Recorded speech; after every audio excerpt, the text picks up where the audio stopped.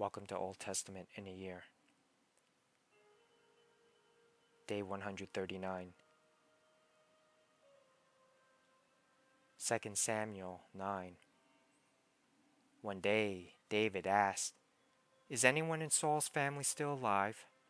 Anyone to whom I can show kindness for Jonathan's sake?" He summoned a man named Ziba, who had been one of Saul's servants. "Are you Ziba?" the king asked. "Yes, sir, I am," Ziba replied. The king then asked him, "Is anyone still alive from Saul's family? If so, I want to show God's kindness to them." Ziba replied, "Yes, one of Jonathan's sons is still alive. He is crippled in both feet." "Where is he?" the king asked. "In Lo Debar," Ziba told him, "at the home of Machir, son of Amiel." So David sent for him and brought him from Machir's home. His name was Mephibosheth. He was Jonathan's son and Saul's grandson. When he came to David, he bowed low to the ground in deep respect. David said, "Greetings, Mephibosheth." Mephibosheth replied, "I am your servant." "Don't be afraid," David said. "I intend to show kindness to you because of my promise to your father, Jonathan. I will give you all the property that once belonged to your grandfather, Saul. And you will eat here with me at the king's table." Mephibosheth bowed respectfully and exclaimed, "Who is your servant that you should show such kindness to a dead dog like me?" Then the king summoned Saul's servant Ziba and said, "I have given your master's grandson everything that belonged to Saul and his family. You and your sons and servants are to farm the land for him to produce food for your master's household. But Mephibosheth, your master's grandson, will eat here at my table." Ziba had 15 sons and 20 servants. Ziba replied, "Yes, my lord the king, I am your servant, and I will do all that you have commanded." And from that time on, Mephibosheth ate regularly at David's table, like one of the king's own sons. Mephibosheth had a young son named Micah. From then on, all the members of Ziba's household were Mephibosheth's servants. And Mephibosheth, who was crippled in both feet, lived in Jerusalem and ate regularly at the king's table. 2 Samuel 10. Some time after this, King Nahash of the Ammonites died, and his son Hanun became king. David said, "I am going to show loyalty to Hanun just as his father Nahash was always loyal to me." So David sent ambassadors to express sympathy to Hanun about his father's death. But when David's ambassadors arrived in the land of Ammon, the Ammonite commanders said to Hanun, their master, "Do you really think these men are coming here to honor your father? No, David has sent them to spy out the city so they can come in and conquer it."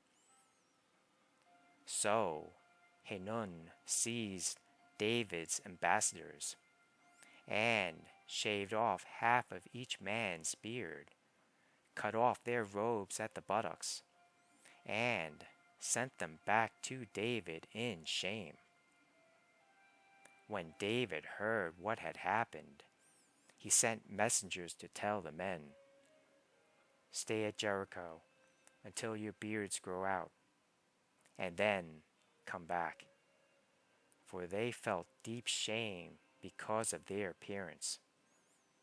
When the people of Ammon realized how seriously they had angered David, they sent and hired 20,000 Aramean foot soldiers from the lands of Beth Rehob and Zobah, 1,000 from the king of Makkah, and 12,000 from the land of Tob. When David heard about this, he sent Joab and all his warriors to fight them. The Ammonite troops came out and drew up their battle lines at the entrance of the city gate, while the Arameans from Zobah and Rehob and the men from Tob and Makkah positioned themselves to fight in the open fields. When Joab saw that he would have to fight on both the front and the rear, he chose some of Israel's elite troops and placed them under his personal command to fight the Arameans in the fields. He left the rest of the army under the command of his brother Abishai, who was to attack the Ammonites. "If the Arameans are too strong for me, then come over here and help me," Joab told his brother. "And if the Ammonites are too strong for you, I will come and help you. Be courageous. Let us fight bravely for our people and the cities of our God.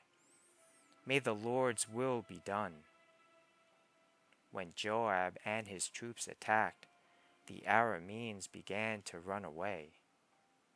And when the Ammonites saw the Arameans running, they ran from Abishai and retreated into the city.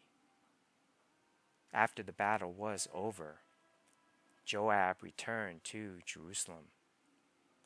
The Arameans now realized that they were no match for Israel.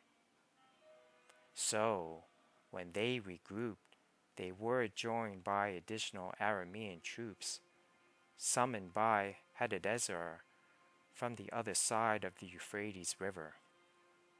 These troops arrived at Helam under the command of Shobach, the commander of Hadadezer's forces. When David heard what was happening, he mobilized all Israel, crossed the Jordan River, and led the army to Helam. The Arameans positioned themselves in battle formation and fought against David. But again, the Arameans fled from the Israelites. This time, David's forces killed 700 charioteers and 40,000 foot soldiers, including Shobach, the commander of their army. When all the kings allied with Hadadezer saw that they had been defeated by Israel, they surrendered to Israel and became their subjects. After that, the Arameans were afraid to help the Ammonites.